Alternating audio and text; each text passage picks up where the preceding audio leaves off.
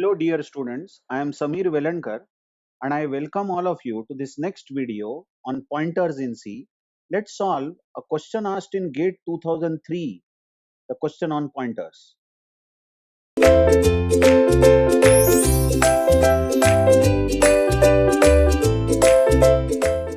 What will be printed due to following C program, and some options are given. I'll just show you the entire program first of all. Let's not bother about options. Let's see from main. In main, we have declared one int variable C. Let's assume C is stored in the memory at location 100 and it takes 2 bytes. Every integer takes 2 bytes, let's assume. Then there is a pointer called B. Observe the cursor place. B is a pointer to int and A is a pointer to int. So both B and A are also variables. But listen, B can store address of an int and A, which is pointer to pointer, can store address of a pointer itself. Now B itself will have address. Obviously, everything in the memory has address. So B will have address and A will also have some address. The next line makes C equal to 4. So at address 100, 4 is stored. The next line, check the cursor place. B becomes address of C. Now B is perfectly a pointer to a int and B stores address of a int. So B will store 100 because address of C is 100.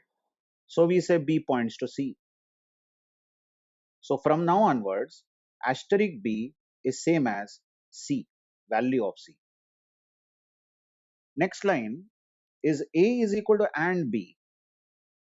A, which is pointer to pointer, is now going to store address of pointer B itself. B is a pointer. So A literally will store 500 and A will point to the pointer B. Now onwards, we can say asterisk A, double dereferencing of A is also same as C. I hope you get this. But single dereferencing of A, if you write only asterisk A, check asterisk A means value to which A points.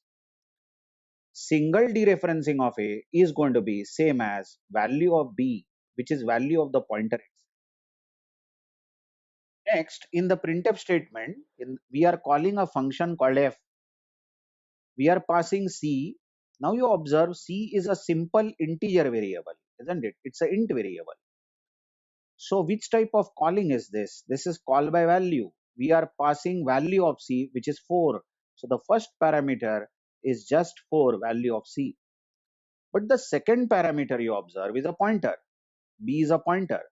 So you might feel that this is call by address. But please try to understand that we are passing B means we are literally passing value of B. Check the picture, value of B is 100. So we are passing whatever address B stores, we are passing that address still by value. We are not said and B over here. Stick to the rules. If you put and operator, only then we are passing address. So are we passing address of B? Come again. No, we are not passing address of B. If that was true, then we would be passing 500 because that's the address of B. We are literally passing value of B, and value of B in this example is 100. I hope you got this. So this is also called by value itself, although we are passing a pointer. And the third parameter is A. We are again passing value of A. Value of A, as you observe in the picture, is 500. That's actually address of B. But value of A is getting passed. So the third parameter is 500. Okay, let's come down over here then. When we come to the function, this x is a parameter which will be simply copy of C. So in the memory now, there will be a new variable x, actually a parameter, which will be copy of C. C is 4, so x is 4. But any changes made to this local parameter x will not affect the actual parameter C. I hope you are sticking to fundamentals. X is value parameter or copy parameter or dummy parameter. Any changes made to X will not affect actual parameter C. The next parameter is asterisk py. So there is a new pointer now. There is a pointer in the memory called py. And listen, py is a single pointer. It's not pointer to a pointer. And what it literally catches, you observe the second parameter, it catches value of b. Value of b was 100. So py is literally 100. But stick to the fundamentals. If py is 100, listen, py is a pointer. If py is 100, its usual work it will do. It will point to the location 100. I guess you are understanding. Whenever a pointer stores any address, it points to that address, and now the address stored by py is 100 because it was just the copy of b. B was 100, so b was passed in py. Py is 100, so py points. The last parameter over here, you observe the cursor place, is pointer to pointer. So I will make a new pointer in the memory, ppz. But whose value does ppz get? You notice the third parameter at the cursor place here, it gets the value of a, which is 500. So ppz will be literally equal to 500. But then remember, ppz is a pointer. So it will point to the address which it is storing. So it will literally point to b, because b is stored at address 500. All right then. I hope you are not too confused with too many arrows. But you should have got used to all this. By now we have come a very long way in pointers topic. Now in the function we have two variables, y and z, just local variables. So I'll set them aside here. Y and z are two variables. Next line. Next line you read, double dereferencing ppz is double dereferencing ppz plus 1. You know the shortcut operator plus equal to. But what is asterisk asterisk ppz? First of all, asterisk ppz is nothing but value of b, and asterisk of that is value of c. So asterisk asterisk ppz will give value of c, and c becomes c plus 1. So literally in main, see how this affects main, variable of main. C becomes 5 due to this.